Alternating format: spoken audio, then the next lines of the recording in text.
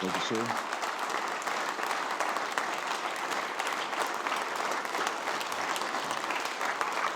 Thank you all. Please be seated.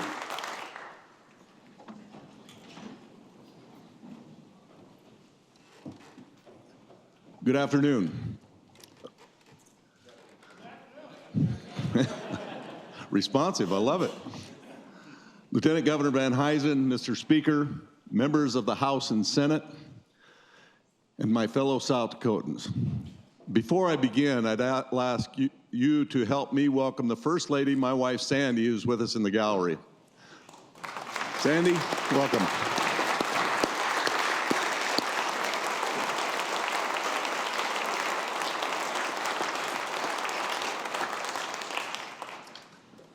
Well, I say welcome back. It's only been a couple of months since we last saw each other in this very chamber.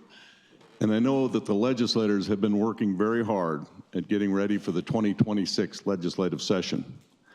My team and I have been doing the same. And I have my budget ready to present for your consideration.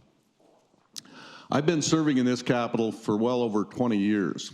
I served in this chamber and the one across the way for a combined 16 years and filled many of the same chairs that you're sitting in today.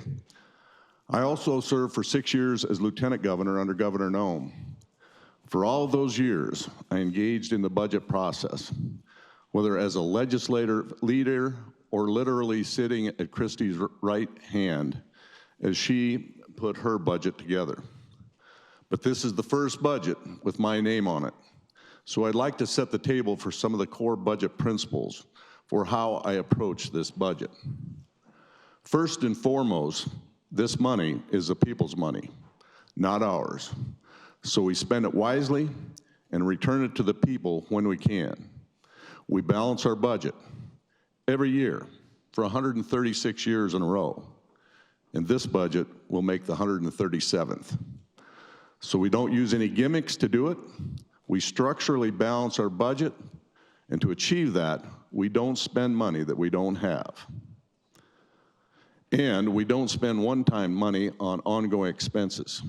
We use one-time dollars to pay debt, to invest in projects that will have a long-term benefit, or we endow an ongoing cost to save taxpayer money over the long haul. We don't engage in wishful thinking. We conservatively project revenue and expenses. We maintain at least 10% of our budget in reserves to save for true emergencies. And we fully fund our pension and protect our AAA tax rating. These are the principles that we have followed in the past, and I'm strongly committed to following them as well. If we do, we'll be in good shape, no matter how tough it gets. My budget, I believe, achieves that. Before we get into the specifics, we need to understand the economic situation. Because we depend so heavily on sales tax, the economy drives our revenues, and revenues drive our spending decisions. There's been a lot of speculation on the economy, and I won't sugarcoat it. Revenues have been very flat, only rising slightly. But we have to keep the context in mind. We're coming off some of the strongest years in our state's history, or for that matter, any state's history. Our economic growth may have slowed, but we're comparing that to the fastest growth that South Dakota's ever seen. We still have the lowest unemployment rate of any state in the nation by a wide margin. And we still have labor force participation that is far ahead of the national average. And we still have the second most competitive tax system in the nation and the second least regulation of any state. Our overall economic picture is in strong shape. When Governor Noem declared South Dakota open for business during COVID, I stood by her side, and our approach paid dividends. South Dakota proved that we are the freest state in a nation that was founded on the principles of freedom. We became a beacon to the nation. Business took off, income soared, and we achieved the lowest unemployment rate in the history of the United States of America.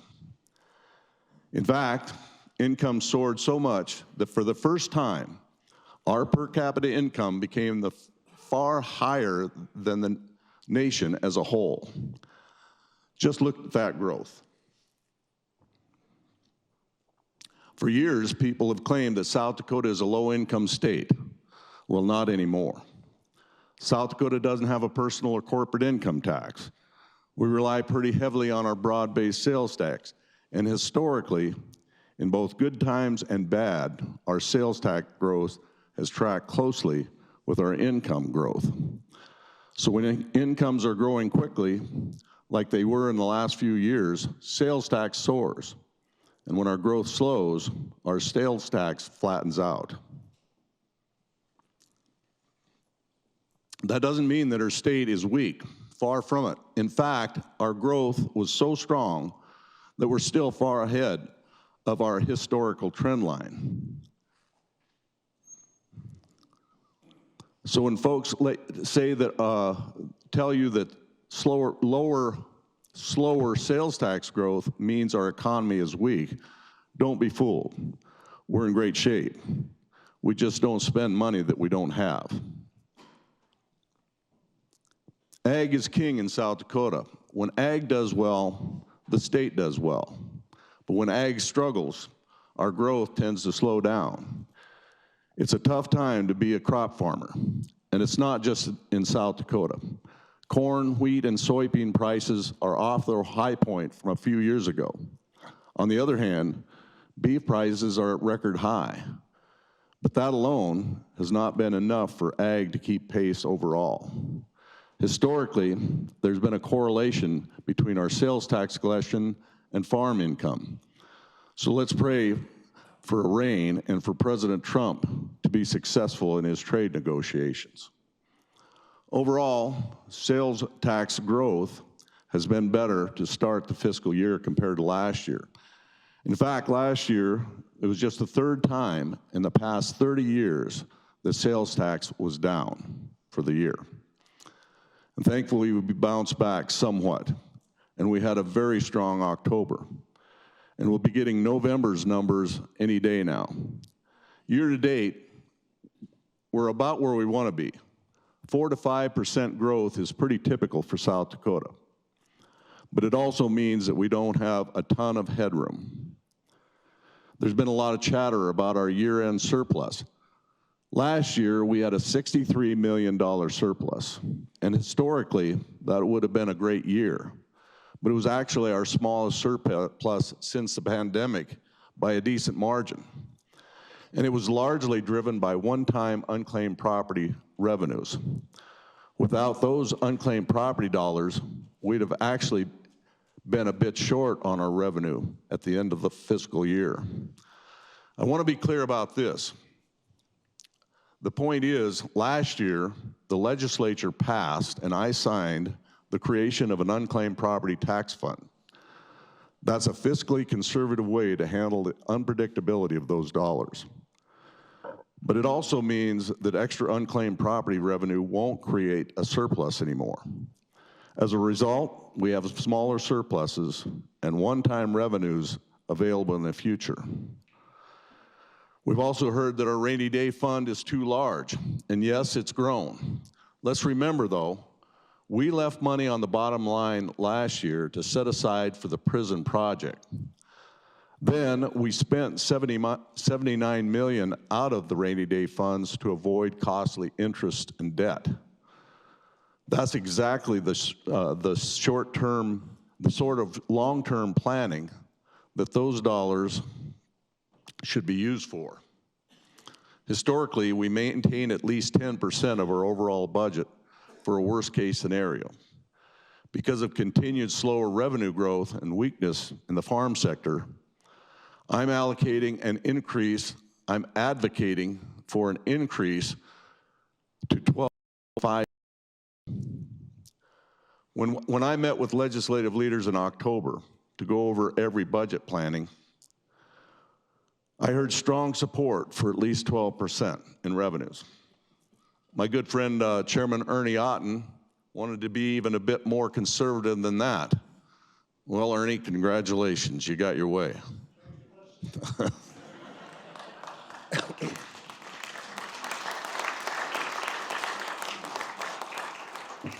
All reserves above 12.5% will be available as one-time dollars in this budget, and more to come on that.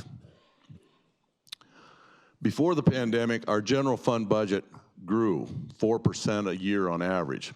After the pandemic craziness, that growth jumped to 10% a year.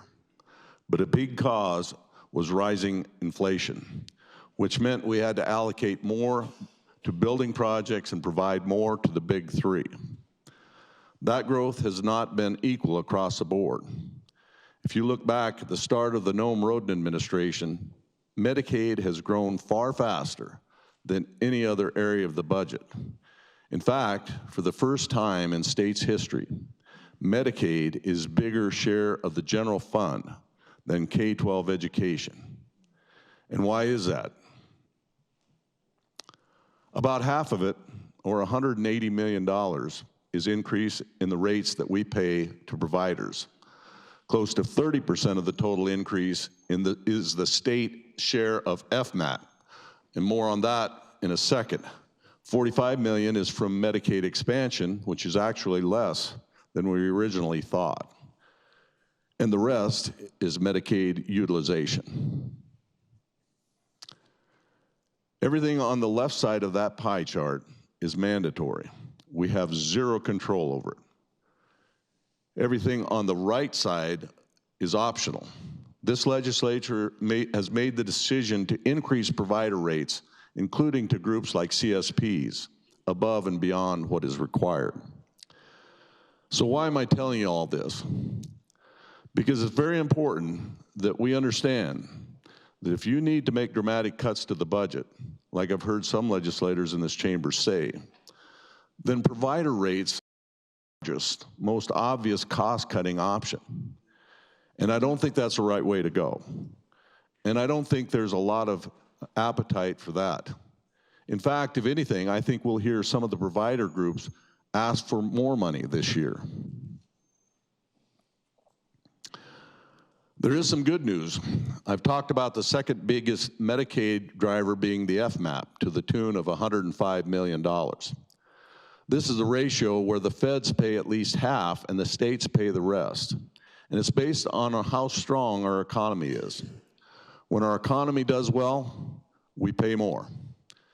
Well, here's the good news.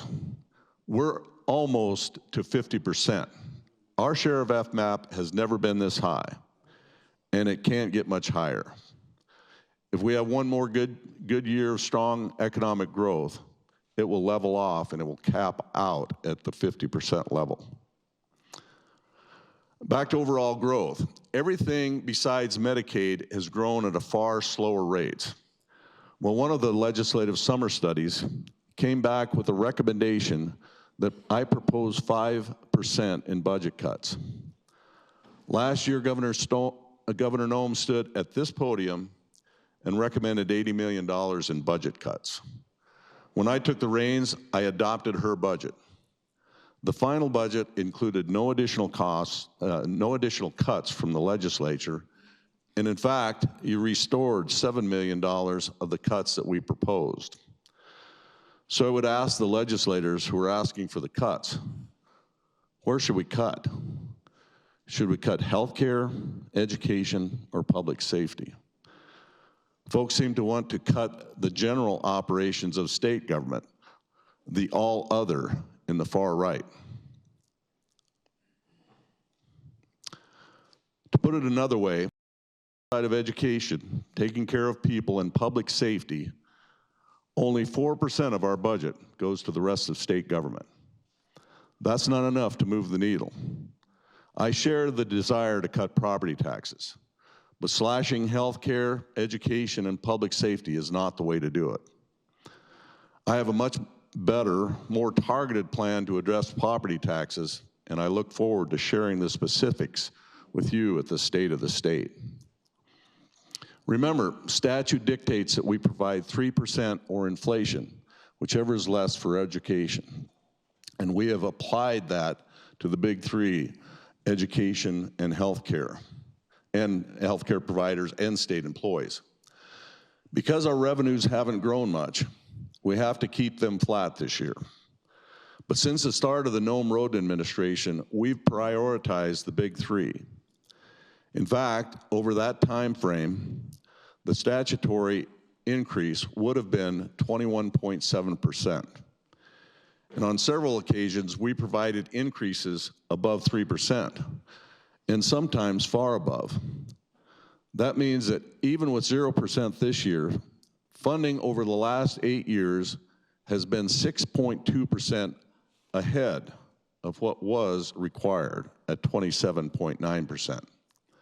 So while these priorities aren't getting an increase this year, I'm proud of what we've done with them over the past several years.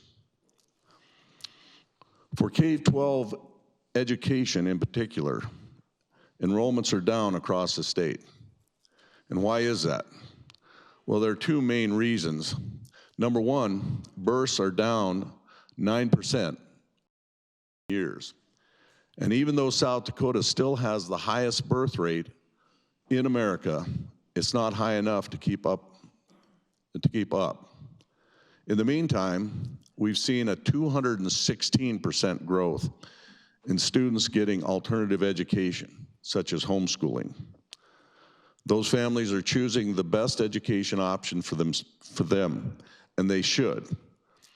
Our funding formula is largely based on the number of students in public education. And where there are fewer students, this is what happens. As for the third leg of the big three, state employees, my budget makes a modest investment in our state employees' health plan without raising premiums for our state employees.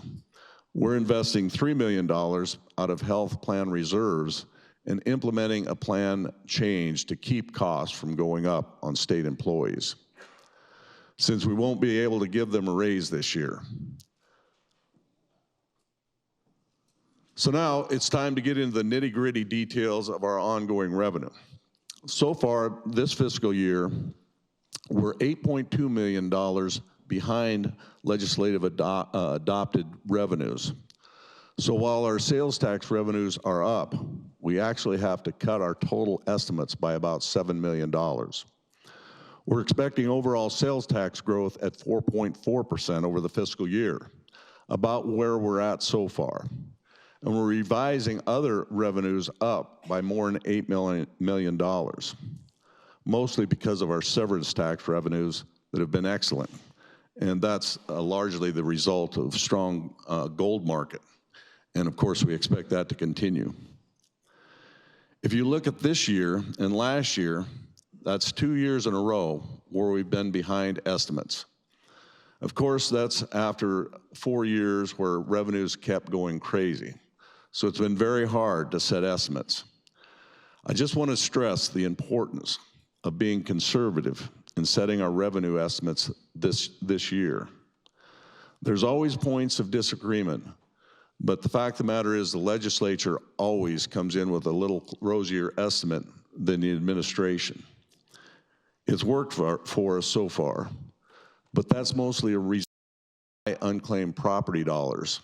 And again, with the creation of the trust fund, we won't see those in future budgets. As we look forward to next year, we need to be cautious on how we set our revenue projections.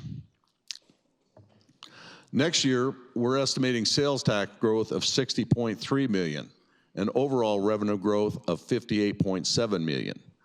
That's realistic without being too rosy. Remember, we are far ahead of where we should be when you look back over the last several years. Things are still normalizing.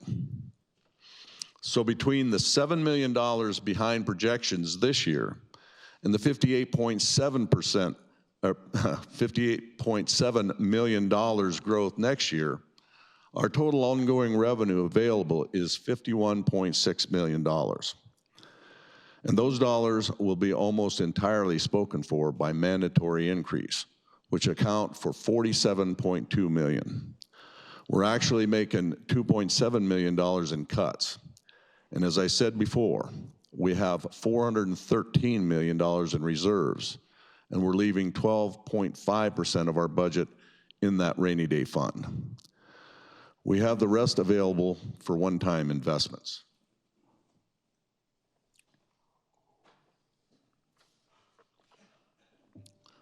My budget keeps the state workforce flat, with the one exception of staffing for the new women's prison. This budget invests taxpayer dollars conservatively and wisely to keep South Dakota strong, safe, and free.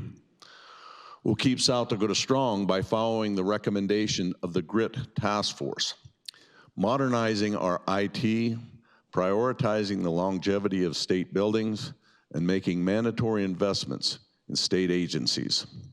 We'll keep South Dakota safe by preparing for the opening of the new women's prison in Rapid City, investing in our National Guard and Highway Patrol, and prioritizing security at County Courthouse.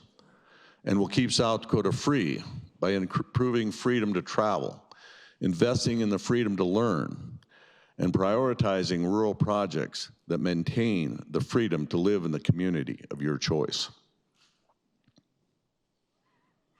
My budget keeps South Dakota strong by focusing on what works. We realize that government is best when it is limited, but when it is government's responsibility to do something, we should fulfill that duty with excellence. A few months ago, I started the Governor's Resilient Infrastructure Task Force, or GRIT. It serves as a strategic advisory board to assess risks and vulnerabilities and support long-term planning and investments in critical infrastructure. Recently, GRIT made 3 requests for investments, and those 3 items are all in my budget. First off was $10 million in the IT Modernization Fund to harden our systems and equipment. This should help protect against service outages like the one that occurred in August. Second, we're investing $260,000 for a cloud-based backup to state radio so that state radio can continue to provide its critical public safety role, even if there's another outage. And finally, I'm supporting a $300,000 investment to fund a nuclear energy study. This will help ensure that an all-of-the-above energy approach for South Dakota.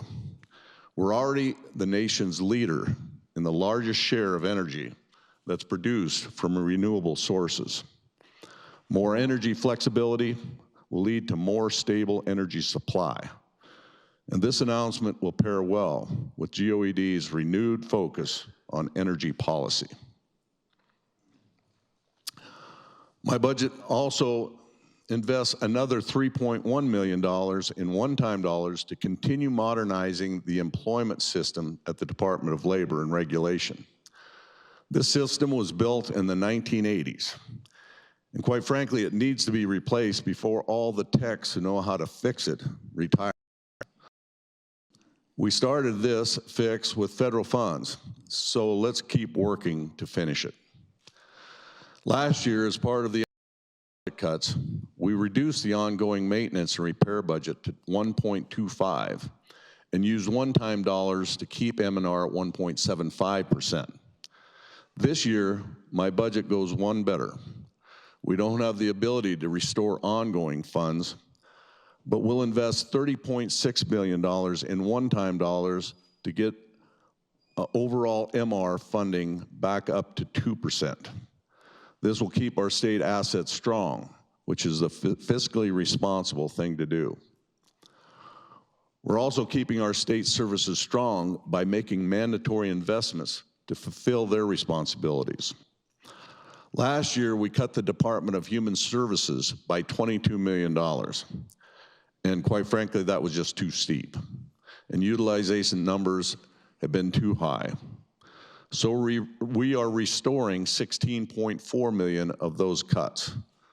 The federal government is also requiring us to pay $14.1 million more in inflationary increases to Medicaid providers.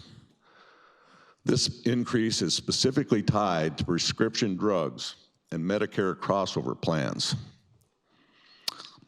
So we're required to pay it, and we will. I mentioned earlier that we have another FMAP increase to the tune of $11.8 million in ongoing needs. We're also eliminating a government program. We can rely on the federal hemp program without compromising the industry or public safety. We're also going to backfill the loss of federal funding in a few programs. The federal government changed their MAT rate for administration of SNAP, which represented a $5.5 million cut to food stamp program, which we have to pay. Thankfully, our SNAP error rate was the very lowest in the nation, because we do business right in South Dakota.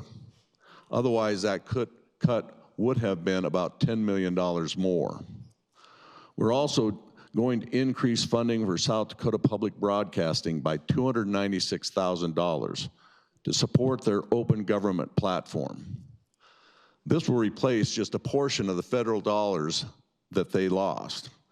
This will allow them to continue to broadcast the state government activities. I truly believe this transparency is a strength of our legislature, and I want to see it continue.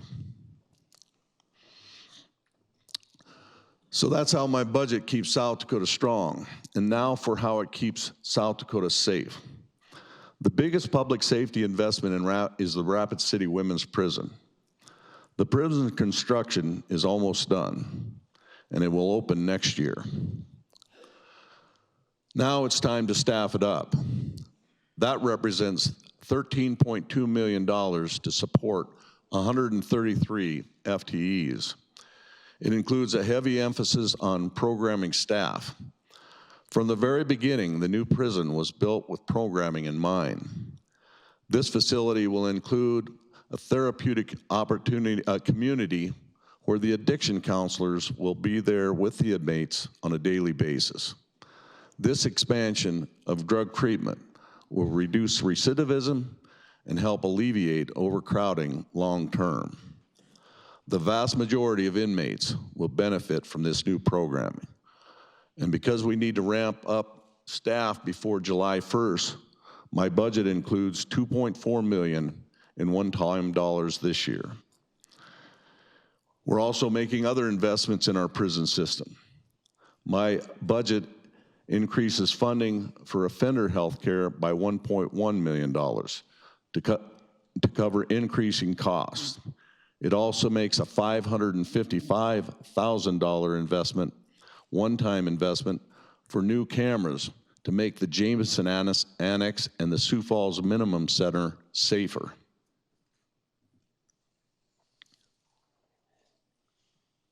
And we're also investing our South Dakota National Guard. It's my honor to serve as a Commander-in-Chief of the National Guard. In fact, I'm humbled to be the first governor since the legendary Joe Foss to be a former Guardsman myself. Thank you.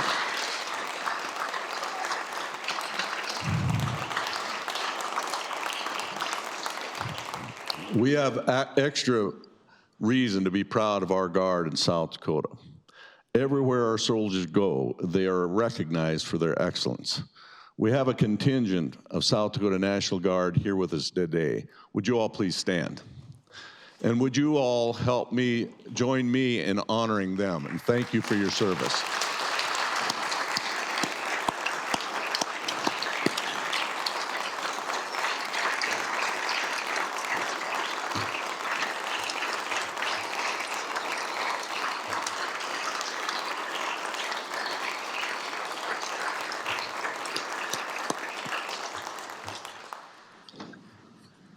The National Sturgis is too small and extremely outdated.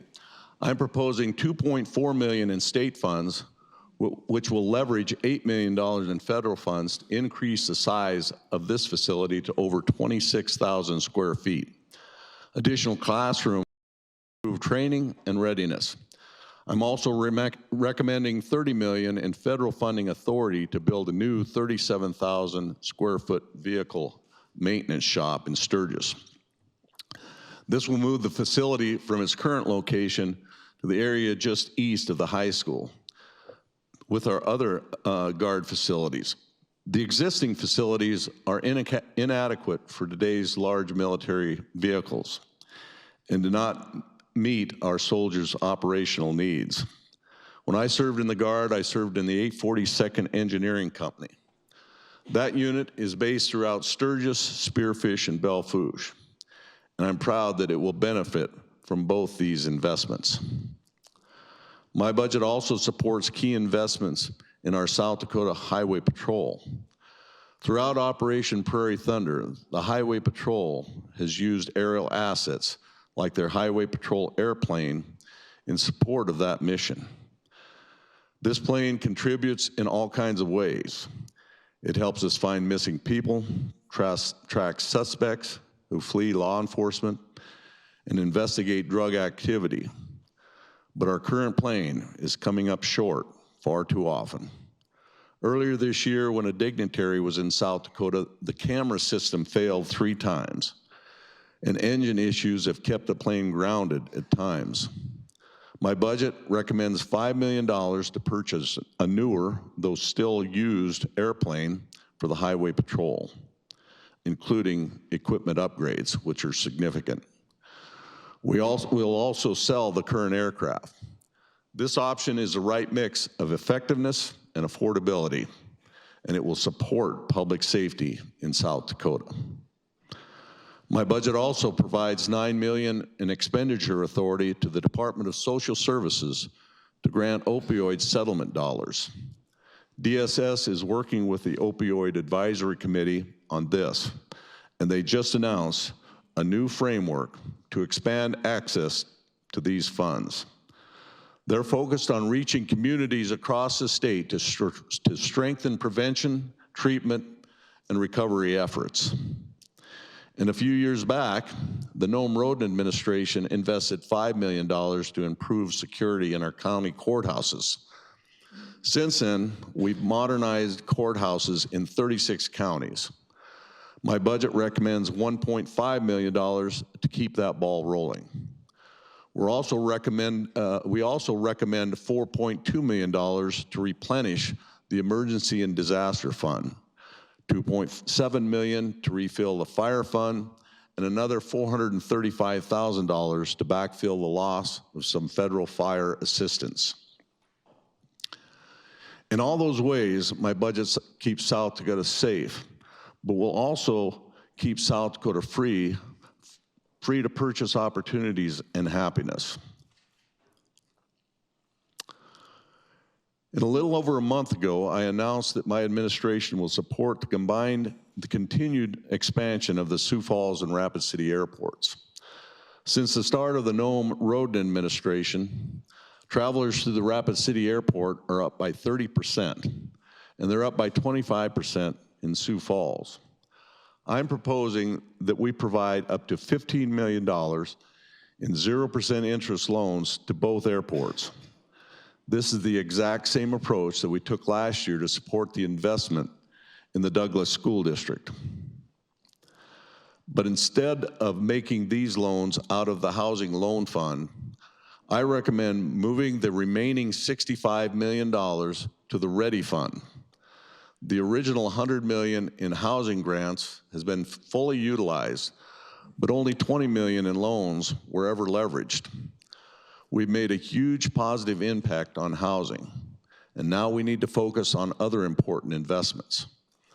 By supporting these airports, South Dakota will see more gates, more flights, and more destinations, and we'll be able to draw more visitors and keep our state open for opportunity. My budget also strengthens education by supporting continued growth in our tech colleges. Ultimately, education is about the freedom to learn, to pursue the life and career of your dreams. Truth be told, I never graduated from college. I did take a ranch in Dakota Tech. Figured I'd spend my entire life running a ranch. God had other plans. South Dakota Tech colleges continue to prove themselves some of the best in the nation. and they're creating all kinds of opportunities for our kids to get into the careers of their dreams. My budget invests $6 million one time in new advanced manufacturing center at Southeast Tech College in Sioux Falls. This facility will increase student capacity by 130 students in several programs. The state will support 1/4 of this project, and the rest will come from a mix of federal, local, and private funds. My budget also supports $4.3 million one time for equipment upgrades at all 4 of the tech colleges. This will provide 2/3 of the investments, as we've done in recent years. Our tech schools will be able to make sure their students meet industry expectations and provide higher safety standards for students and instructors, and grow overall student capacity. My budget also increases ongoing aid to our tech colleges by $1.7 million because of rising enrollment costs, which is great news. I grew up on a ranch near Union Center. I was born 60 miles, about 45 miles from there in Sturgis. And that's how life is for many of the folks in the rural communities. They get their health care miles from home. And over the years since then, we've seen rural health care face more and more challenges. President Trump's One Big Beautiful Bill prioritized rural health transformation. And South Dakota stands to benefit from that investment with at least $500 million over the next 5 years. We've reached out to folks across South Dakota to get their ideas on how we could make an investment, an innovative, long-lasting impact on rural health care. And we put together a good plan. We're just waiting for the Trump administration to green light it, which we hope to have by the end of December. My budget proposes $500 million in federal funding authority to support this plan. And if we get approved for more than that, then we'll adjust that number accordingly. This is not an increase in state spending. It's just the authority to spend those federal dollars allocated to South Dakota. And speaking of our rural communities, the Rhoden administration made it a top priority to expand high-speed broadband access in every South Dakota community. To date, we've invested over $300 million between state, federal, and private funds. My budget requests another $87 million in federal funding authority to leverage more federal dollars to keep that ball rolling. Before I close, there's one more thing I want to cover. My budget maintains reserves at 12.5%, but we have $14 million still unallocated. I'm leaving that funding on the bottom line for the legislative priorities. I'm eager to work with you and see how you choose to invest those dollars to keep South Dakota strong, safe, and free. So there you have it, ladies and gentlemen, my first budget as governor. And I think it's obvious that I couldn't have done it on my own. I truly owe a debt of gratitude to BFM Commissioner Jim Terwilliger and to his entire team. And they're sitting right behind me. Would you guys all stand up? Please help me join them.